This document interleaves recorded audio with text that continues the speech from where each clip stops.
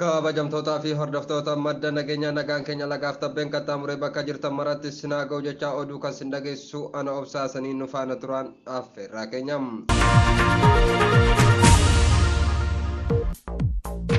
Egaa komaandi poostii walloo qubatee rakkoo cimaatu deemaa jira jedhame. Namootni Oromoo walloo ta'an afur madoo keenya hospitaala Kamiseetti argamaniif hir'inni qorichaa hospitaalichatti mudateen qoricha Finfinnee irraa bitanii fiduuf garas imalanii turan qoricha fuudhanii yeroo gara Kamisee dhiyaabaa jiranitti humna addaa naannoo Amaaraatiin konkolaataa isaanii wajjin butaman. Namootni butaman kunniin buufata poolisii Sallaa Dingaa kan Mahal Meedaatti argamu keessatti ugguramanii akka jirantu dubbatama. Namootni ugguraman kunniin yeroo ammaa kana waan isaan irra jiran wanti beekamu tokkollee hin jiru baay'ee waan nama yaaddessuudha jedhan jiraattonni biyya. Ilmaan Oromoo walloo biyya isaanii gubbaatti bahanii galuun kan itti hammaate yoo ta'u yeroo ammaa kanatti leellistoonni sirna durii mootummaa naannichaatiin deeggaramuun duguggaa sanyii Oromoo irratti raawwachuuf bifa qindaa'aa ta'e wal gurmeessee waan jiraniif ifattis bifa hiriira nagaatti Oromummaan haa dhabamu jechuun kaayyoo isaanii waggaa 400 dura milkaa'uu fi didee kana galmaan ga'uuf wixxifachaa waan jiraniif hanga danda'ametti godina keenyaan ala socho'uu irraa of haa qusannu gaaga'ama lubbuu nurra ga'uu danda'u haa hir'ifnu jedhan maddeen keenya kun. Deenganda kaarra qoriitti gochi uggurri akkana gaggeeffameen dubartoota daa'imman waggaa 3 kaasee hanga maanguddoo waggaa 65tti jumlaan namoota 6 ajjeefamuun ni yaadatama. Namoonni ajjeefaman kun sabaan horgobbaa yoo ta'an osoo fira isaanii bira dhaqaa jiranii musliima ta'uu isaanii qofaa konkolaataa irraa gadi guuranii dhiirota eega fixaniin booda dubartii haadha daa'imman bara 3 harma irraa muranii quba harka irraa ciranii eega gara jabeenya kana liyyuu hayliin irratti raawwatee booda dubartiin tun akkuma hospitaala Kamisee qaqqabdee lubbuun ishee darbe. Rabbiin hunda isaaniitiif rahmata haa godhuuf jennam. Ilmaan Oromoo walloo ji'a bitootasaa irraa kaasee hanga ji'a eebilaa jidduutti diina finxaalayyii Amaaraatiin madaa'aa akka armaan gadii kana namoonni armaan gadii kun namoota garee warraaqsa sabaa qarshii 3,300 gargaaredha. Yusuf Ibrahim Qalloo mataa horaatti madaa'e, Hasan Ali Adam Qallootti madaa'e, Khalid Abduu Butika Kamiseetti madaa'e, Ali Muhammad Maajateetti madaa'e, Siraajii Randooyetti madaa'e, Ahmad Muhammad Ali warra Adam Said Ali Randooyetti madaa'e, Abduu Idris Adam, Ahmad Muhammad Awwal Kamisee Migirak, Muhammad Ahmad Kamisee, Yusuf Muhammad Umar Hasan, Usmaan Waayuu Kamisee, Amraaj Adam Umar Jille Balchi, Usman Irree Jille Batte, Abduu Said Maru Kamise, Abdullah Ahmad Kamise, Abdurrahman Hassan Kamise, Umar Muhammad Qori Rasa, Ibrahim Ali Dimtu Cokorso, Muhammad Abbagar Jille Dulla,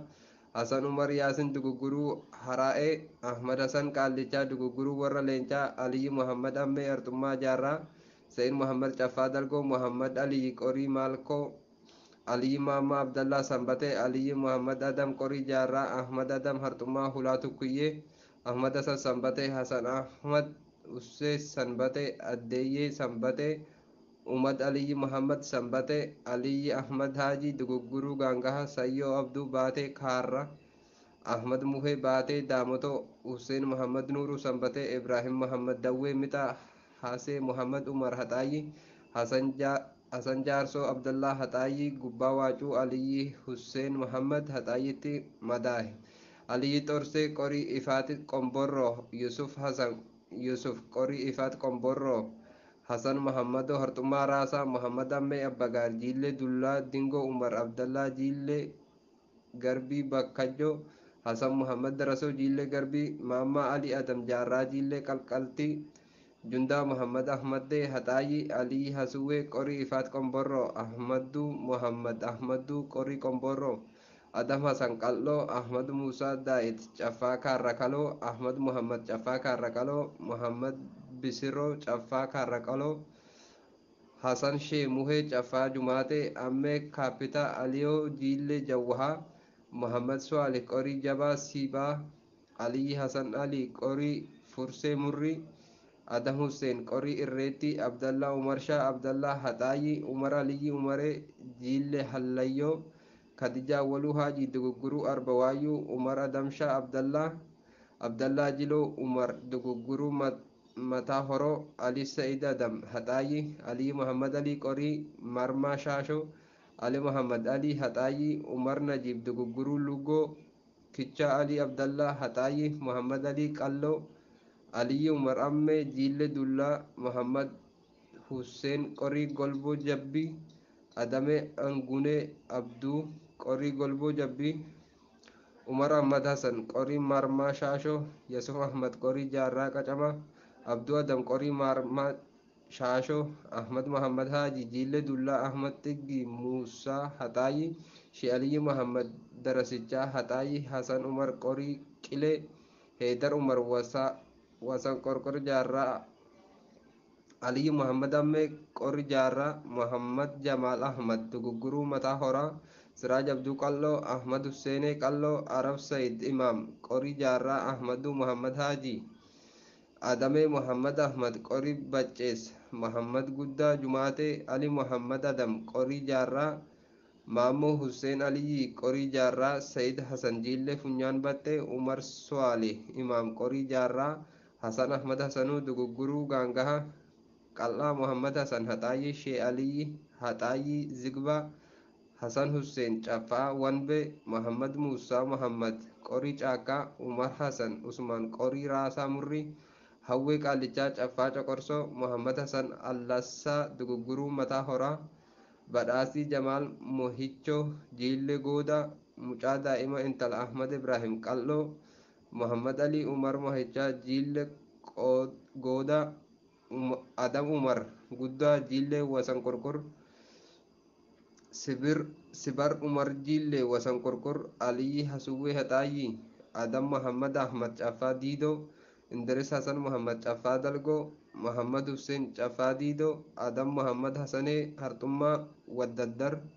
Muhammad Muusaa Kamisee Ahmad Shee Adam Jiillee Jawwahaa Hasan Hussein Nuuruu Caffaa Doobii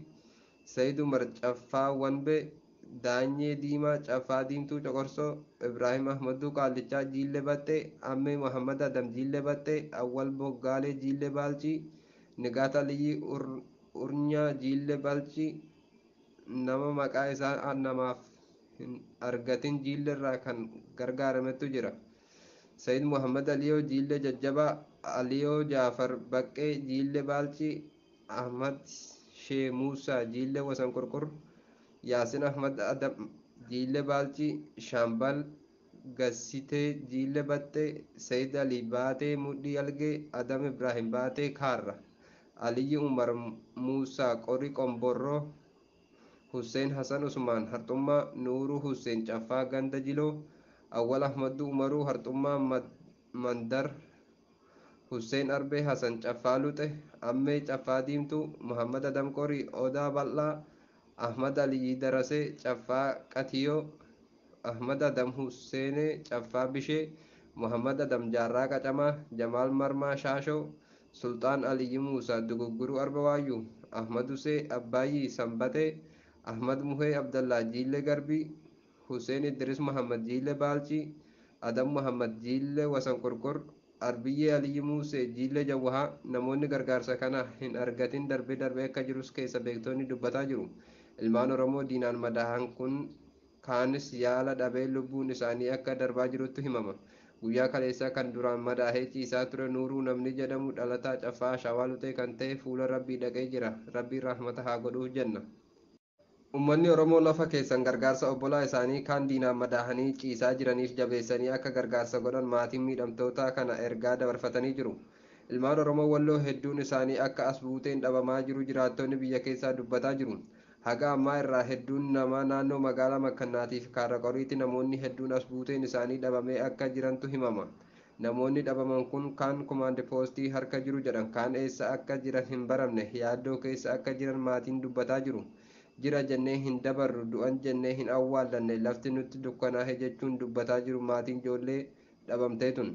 Egaa hordoftoota keenya oduun har'aa qabannee dhufne kanumaa nagaatti.